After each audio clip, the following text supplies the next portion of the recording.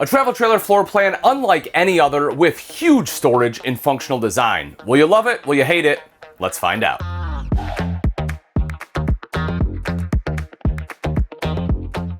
What we're standing in is the 2024 Keystone Cougar 30 BHS. And again, it is a very unique floor plan. Essentially what they have done is they've taken their 25 RDS with a rear dinette, kind of cut out the other side here, added stairs and a bunk behind it. But this is kind of where the functionality comes into play. And I'm torn. I like it from a space standpoint of fitting it in here. Practicality, I'm not so sure. So let's go through it. Again, I want to know what you think. So as you can see, we have two bunks here, 300-pound weight capacity. One of the things I really do enjoy when I talk about the functionality is this right here. The fact that this folds back. Take a look at this. This is massive storage. Like, I love this. You have the huge door on the side right here. You can fit bikes in here. You have storage underneath. You have an access door in the back as well. So you can easily access all this from the outside, which is fantastic. You also have an electrical outlet and USB port down there. I'm not 100% certain why. How does that work if you're on the bed? I'm not sure. Maybe you need to plug something in underneath the bed. I don't know. But you have the capability to do it. I'm sure there's a reason for it. Please let me know. If you can think of a good reason, maybe putting a toolbox down there, you need to charge a drill battery. I'm not sure, but let me know. But again, I do kind of like the functionality, how they used that storage space. Now, for closed storage, this is what you get. So it's not a ton for having two kids, but it is there. The other thing I do like about this though, is that it's not like the awkward ladder that you often get with bunk models. So if you have adult friends that are staying the night, like I can actually climb into this quite easily, right? Even if I've had a few, I can still climb into this and it's not a big deal. Same thing with the bottom bunk, right? Like it's super easy to get in and out of. Same thing for kiddos too. So from that standpoint, I really do enjoy it. The seating arrangement's a little bit different. So as I said, instead of a U-dinette, they kind of cut this part out, and what they did is they give you this kind of bench seat / ottoman right here. It does have storage in it, which, you know, props to them for utilizing that. It's a little dirty, you'd have to vacuum it out, but it does give you space for, you know, like throw blankets and things like that. So again, good use of space here. And as far as the seating goes, like this is fully movable, which I enjoy, because that does make it easier to get in and out of. And I like having, you know, like a kind of a U-dinette to be able to play like board games, things like that. But, you know, as I sit here, it's not, I don't know, it's not super comfortable. It's not bad. It's not bad. I'll let you be the judge, you know, come in, check it out, take a seat. But again, it is going to be a unique floor plan. I like the thought of it. I like the design. If you have smaller kids, I think this works.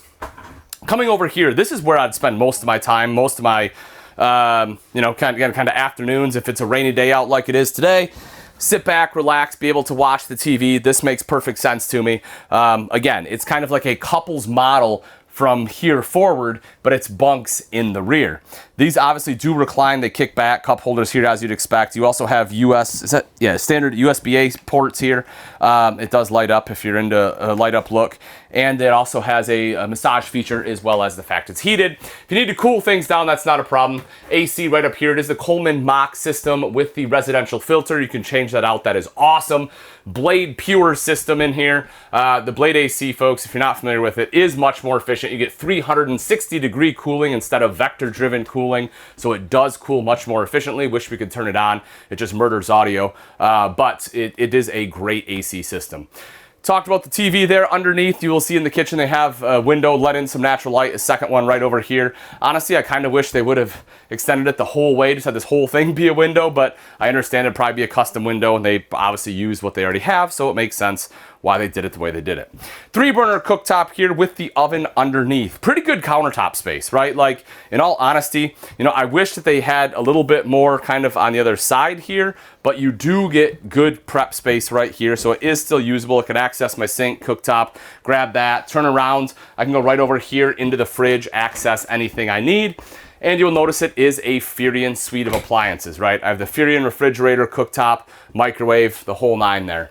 The other thing I do like about it when we talk about the cabinets is the fact they are slow close and magnetic, which is great. You have obviously a little bit of decorative glass there to help break up the wood look, but honestly, I really like the color in here too.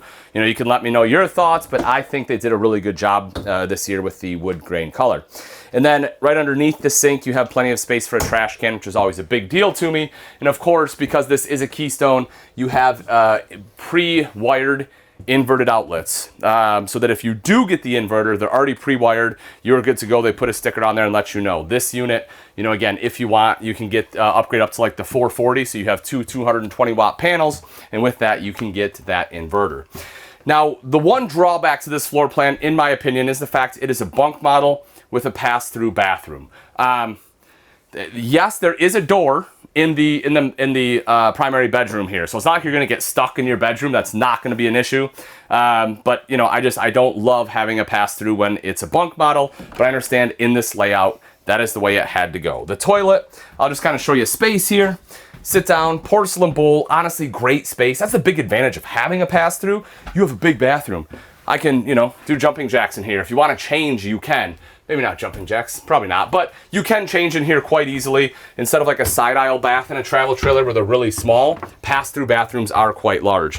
For the shower, if I turn sideways, it's a little tight for me. You know, I am rubbing on the door, but you know, I could stand like this, grab the hand wand, just move the hand wand, make it all happen, and it still works. As far as height, that's not an issue. Generally in travel trailers, the bigger issue is height. At 6 foot tall, I still have another, you know, 2 inches up there. And so, you know, if you're a little bit taller, not an issue. Big countertop space in here too. That one is always a big sell for a lot of people just because, you know, you have toothbrush, you may have a curling iron, hair dryer, you know, whatever it may be, and having big countertop is great. And it's also a same kind of countertop as a thermoform countertop, just like the kitchen, so it allows you to undermount that bowl. When we come into the bathroom here, or the bedroom rather, you can see that you have the centered bed. On both sides are nightstands.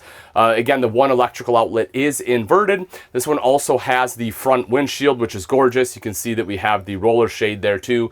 Storage all the way around. And then two other things I do want to point out, or I guess three. One is that this one does have TV prep right up in the corner. The other one is the fact it is prepped for a second AC if you wish to have it. And third, as I mentioned earlier, right here is that second exterior door in case you need to head in or out of the bedroom if someone's in the bathroom.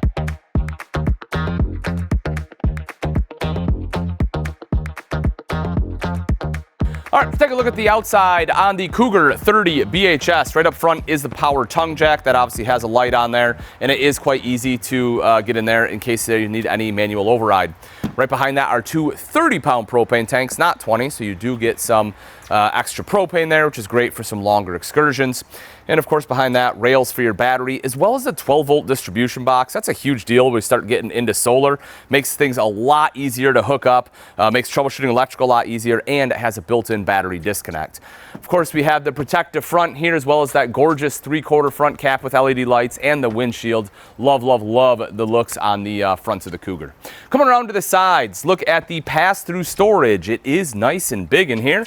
You also see the in-command system. I forgot to talk about that while we were inside. It is a great system, but the brains to it are right here. This one also has tire monitor prep in case you're interested. And over on the other side, this one, believe it or not, and we'll get to it in a second, I'll show you, but this one has auto level, which is just absolutely nuts for a travel trailer. Very few have it.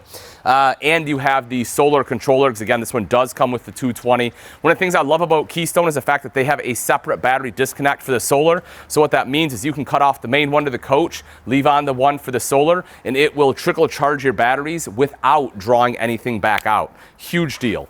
Again, you have two entrances. This is your secondary entrance into the bedroom. Even the secondary entrance, they still give you the solid steps here. You can see right down below, that's what I was talking about. That is the auto level system. Folks, that is something, again, that is very, very rare on a travel trailer. It's how you know that you're into, you know, a premier, a luxury travel trailer, is when you have features like that. We take a look up top. That is the power awning with an LED light strip there, and underneath are your two speakers. This is the primary entrance, and again, you have the solid steps, plus you have the grab handle, and again, you have the other jacks for that system. And then one thing I also want to point out is the climate guard system on here. Folks, if you're looking for a travel trailer you can take into colder climates, the Cougar is one of those travel trailers.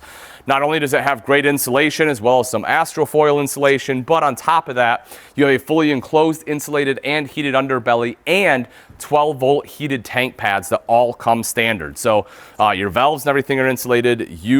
Not saying that things can't freeze, because that is never the case. No matter how well insulated it is, things can always freeze if temps get low enough, but this one does better than a lot others out there. If we take a look in the back, this obviously is our rear kitchen.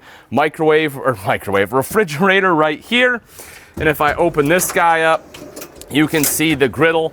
I love that they put the extra money in for this to pull out. Folks, so many manufacturers just have it pull out to here, and then you cook on the griddle and it's everywhere. And I don't know if you've used the griddle before, but they spit oil and stuff everywhere. Like, you're cooking burgers, it's gonna be a mess. The fact you can pull this out, it makes it so worth it in my book. And again, that's some of those little things that they paid attention to. And in my experience, when I do a lot of these RV reviews, it's the little things that really make a big difference. Coming around to the back is the ladder, 250-pound weight capacity, so you can climb up onto the fully walkable roof, so you can get up there for maintenance, look at the stars, whatever you want to do. That gives you the ability to do it. Backup camera prep right there. This is one of those, it might be locked. Yeah, this one's locked, but this was that rear storage compartment I showed you. This is the door to be able to access that. I just kind of want to show you size, right? So it is a pretty large door. Then if we drop down underneath, I also want to show you the fact that you have an accessory hitch. So if you have a larger bike rack for like 4 bikes, you can slide it right in there and you're good to go. And as we come around to the other side, 50 amp detachable power cord plugs in right here. Is this one unlocked? Man, they're all locked. Okay, and this will be the other door right there. Again, quite large. Now, when I say you can put a bike in here, handlebars might not fit, but it is big enough, right, that you'd be able to fit a lot of other things in there. Again, I just like the size of the storage, basically on both sides of the RV. So there you have it. You have a great half-ton bunk model that is a little bit different. It's unique. Do you like it? Do you hate it? Let me know, because I'm curious. There's a lot that I really, really like about it. There's a few things like having the open bunk concept where I'm not quite 100% sold, but overall, I think it is a good floor plan. If you are interested and you're like, well, I like it depending on the price, right? I love auto level in a travel trailer. That's no problem. We will put a link in the description of this video with price and availability. As always, folks, thanks again for watching. I'm Ian Baker, and until next time, we'll see you.